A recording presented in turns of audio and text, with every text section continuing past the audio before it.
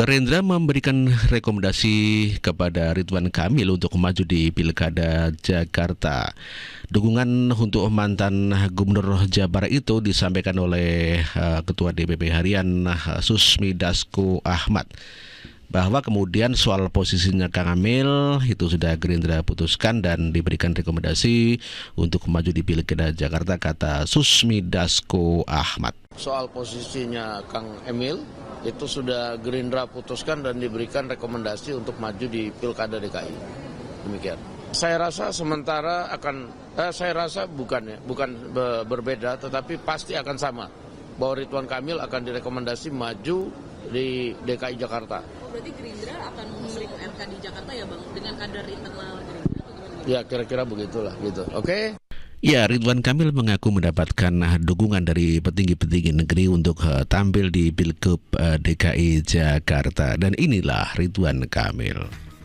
Terang ya, bagi saya mau di Jabar, DKI, Bali, Jateng sama aja. Kok disinggung nih? Bukan, memimpin tuh sama aja poinnya. Maaf ya, ngurusin masalah rakyat, ngurusin komplain, ngurusin visi misi sama aja. Hanya bedanya dikasih judul wilayah kan. Anda mengurusi rakyat di wilayah Bali, Jatim, Jateng, Jabar, Banten, apalah. Nah jadi DKI, kalau dibandingin DKI sama Jabar sama aja dari sisi kesibukan. Bedanya kalau Jabar saya pernah jadi gubernur, maka menangnya relatif di mana-mana ya. Teorinya incumbent lebih diuntungkan karena rakyat udah tahu kerjanya selama 5 tahun. Maka saya bilang, saya 5 tahun gini loh kerjanya, kena COVID pula. Maka saya ucapkan terima kasih kalau hasil survei poll tracking itu 91% gitu. Dan saya terima si 6%-nya. Mungkin yang 6% yang komen-komen gak happy juga kan. Nah, kalau Jakarta, saya nggak duga juga Mas. Di survei saya lumayan juga kan. Padahal kan nggak pernah pencitraan. Lumayan tuh di atas 50% kan? Ya lumayan tuh selalu 2 besar lah. Kira-kira. Nah, keren. Kenapa saya nggak bisa ngomong sekarang? Karena itu bukan wilayah si calon, wilayahnya adalah pimpinan yang partai yang. Itulah Ridwan Kamil yang mengatakan ya siap ditempatkan di mana saja, mau di Jakarta, di Jawa Barat, di Bali dan dimanapun, ujung-ujungnya adalah sama untuk melayani masyarakat. Dan ini adalah jawaban Gibran ketika ditanya mengenai Kaisang yang dilarang ayahnya untuk maju di Pilgub DKI Jakarta. Oh ya nggak boleh ya. Terima kasih. Untuk detailnya tanya Kaisang aja ya. Untuk Pilgub dan lain-lainnya. Nggak dapat persetujuan dari Pak Jokowi juga. Tanya Kaisang. Silakan bertanya ke Kaisang ya. Oh ya nggak boleh ya. Terima kasih. Itulah jawaban dari Gibran Rakabuming Raka yang mengatakan bahwa mungkin dia juga belum tahu kalau ayahnya melarang Kaisang untuk maju di Pilgub. Begitu wartawan mengatakan dilarang atau tidak boleh, maka Gibran mengatakan oh tidak boleh ya. Jokowi melarang Kaisang maju di Pilkada Jakarta, dan ini ya kesaksian dari Zulkifli Hasan mengenai larangan Pak Jokowi kepada Kaisang untuk maju di Pilkada. Saya tanya sama Bapak barusan habis rapat, Pak, gimana kalau Kaisang maju Wagub Jakarta? Waduh, gitu. Jangan Pak Zul, kira-kira gitu. Tadi. Iya, Pak Jokowi tadi iya.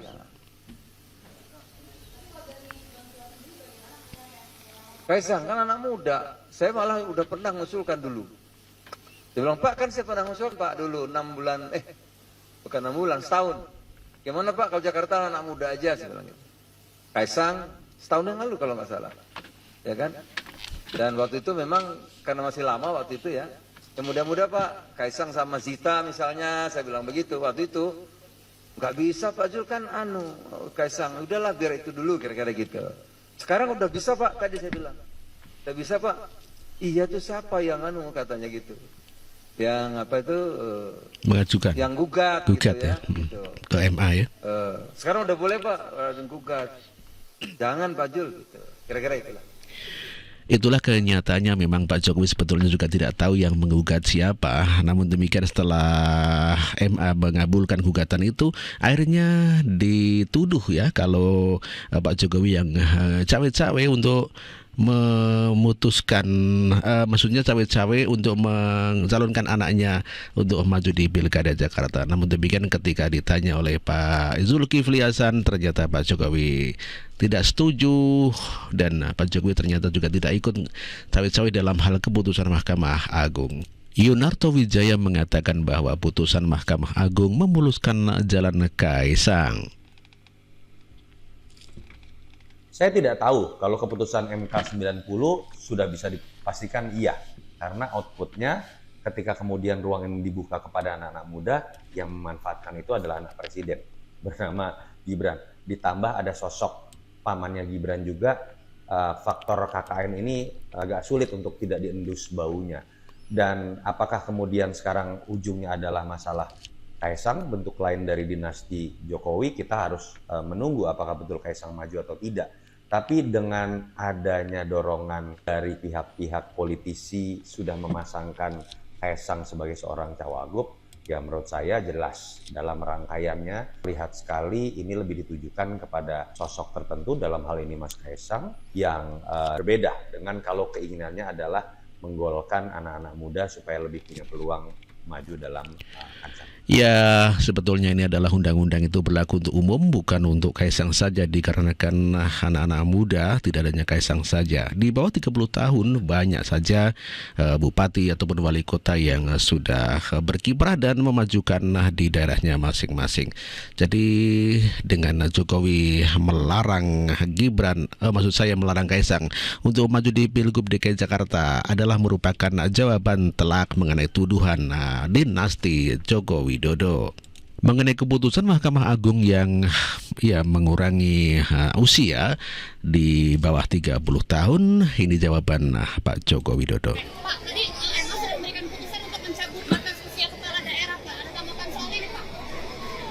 Itu tanyakan ke Mahkamah Agung atau tanyakan ke yang juga.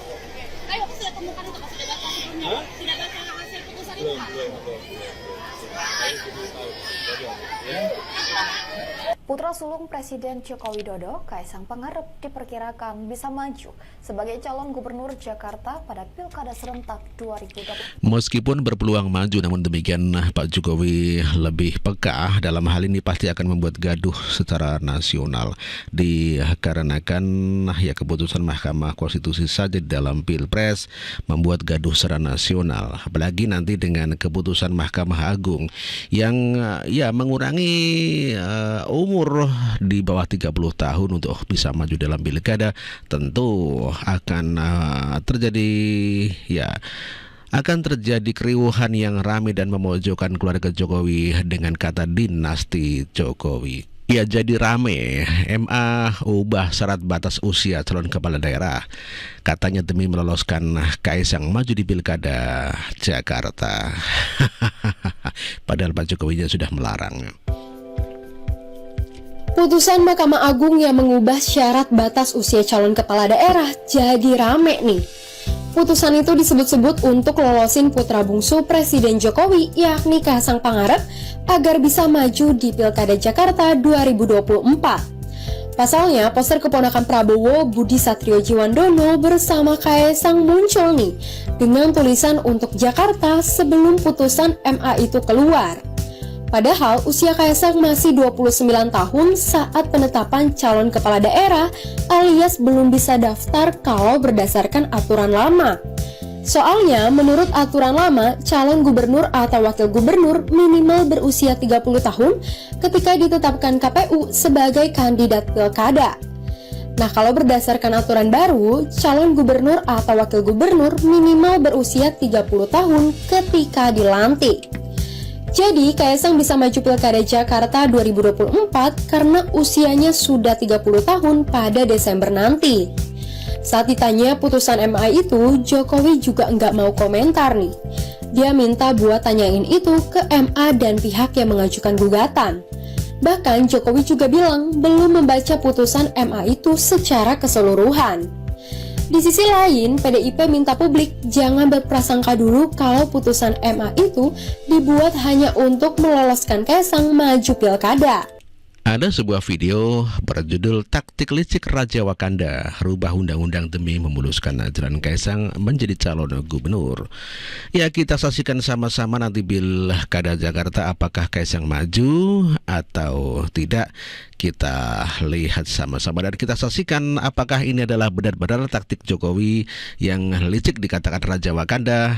Kita dengarkan sama-sama ya. MA mengubah aturan sebagai jalan ninja bagi seorang Kaisang Pangarep, putra bungsu Presiden Joko Widodo untuk melaju di Pilkada Jakarta. Suruh pilih nih? Ya. Suruh pilih Jakarta.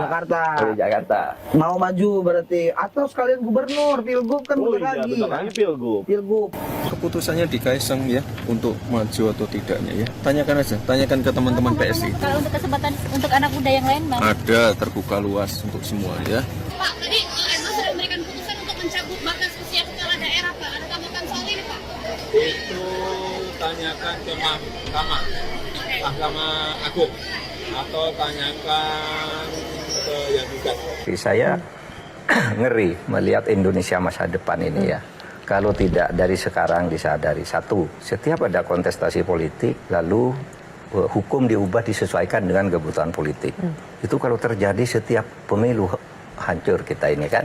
Hukum diubah sesuai dengan kebutuhan politik. Kemudian antara penjahat dan pejabat berkolusi. Yang satu membiayai, satu mengoperasikan politik. Wah, itu masa depan bahaya itu. Akan timbul saling pengkhianatan di antara mereka. Dan itu membahayakan negara. Sementara yang mengawal hukum, cara kita berhukum ini, sekarang kita tidak jelas. Ini hukum kita ke depan mau diapakan. Seperti sekarang itu, misalnya Mahkamah Konstitusi sudah tidak dipercaya orang sudah. Bahwa orang ikut ya karena aturannya begitu. Tapi orang sudah tidak berharap lagi. Nah, siapa yang mau memperbaiki ini ke depan? Saya bayangkan ngeri. Besok setiap ada pemilu, jabatan-jabatan politik ditambah. Karena banyak yang dukung dijanjiin jabatan semua. Dan itu bahaya. Pak Harto aja dulu tidak pernah begitu kan. Nah itu menurut saya harus ada yang ngawal dengan ketat. Agar negara ini tidak hancur. Dan kalau begitu terus kan, ya kapan kuatnya negara? Memperbanyak jabatan, ya atau mengubah aturan hukum setiap mau ini gitu. Atau hukum yang seharusnya diperbaiki dibiarkan karena ini ada kepentingan politik gitu. Sehingga perubahan-perubahan hukum itu hanya tergantung pada selera politik. Itulah pendapat dari Mahfud MD yang mencurigai akan hancur Indonesia apabila semua undang-undang ataupun aturan dirubah sesuai dengan kepentingan. Dan tentunya pendapat Mahfud MD ini sudah terlalu kecewa dengan Gibran masuk di Pilpres ya. Akhirnya dia kalah sehingga Pak Mahfud tidak percaya lagi dengan Pak Joko Widodo.